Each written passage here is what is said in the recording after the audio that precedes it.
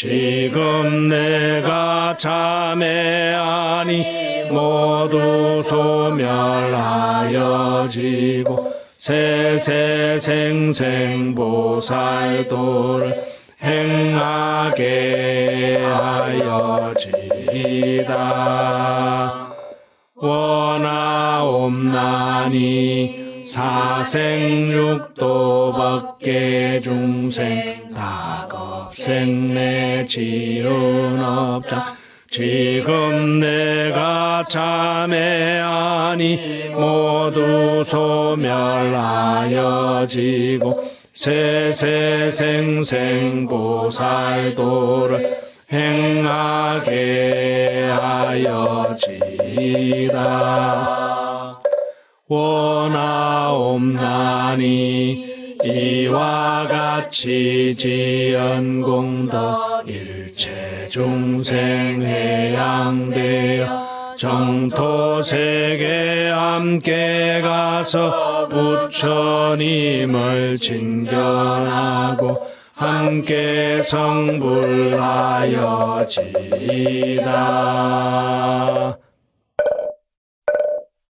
불자들의 네 가지 큰 서원, 사홍서원을 하겠습니다.